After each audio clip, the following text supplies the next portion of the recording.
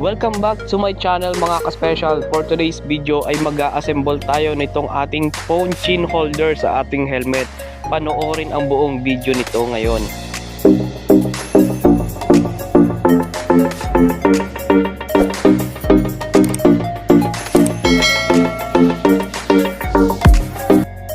So for today's video nga pala mga ka-special ay magbubukas tayo nitong ating parcel from J&D nga pala. Bali, in-order natin ito sa TikTok natin mga ka-special. At mag-assemble tayo nitong ating phone chin holder para sa ating helmet. Ayan nga pala. May kita nga pala natin dito sa isang pakete nito ay yung ating mga parts na ikakabit sa ating phone chin holder mga ka-special. Bali, wala tayong GoPro.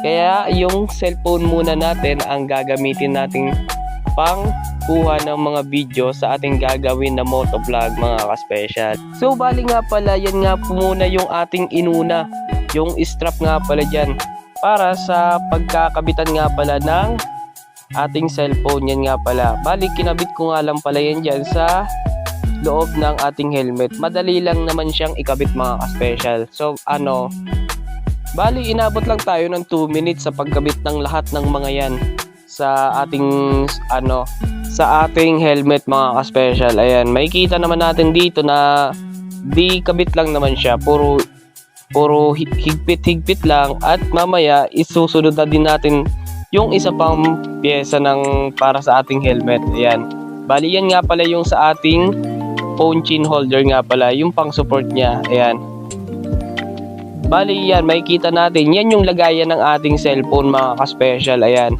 bali kinakabit lang natin siya dyan, tapos mamaya ilalak din natin siya kasi di ganyan lang naman siya, di higpit lang din siya at di ina-adjust. Bali mas convenient siya. Ayan, dahil wala tayong budget ngayon para sa GoPro, ayan muna yung ating binili ngayon para sa papagrow ng ating audience at subscriber dito sa YouTube channel natin mga ka-special. At bago ka palang manood nitong aking video, ay don't forget to subscribe at pindutin ang notification bell para palagi kang updated sa aking mga latest video mga ka-special. Ayun nga pala. At sana mag-grow ang ating video at ang ating YouTube account dito. Ayun nga pala yung aking kapatid mga ka-special. Ayan, para mas marami tayong may upload na video sa ating YouTube channel. Ayan nga pala. At lalong mag-grow ang ating subscriber.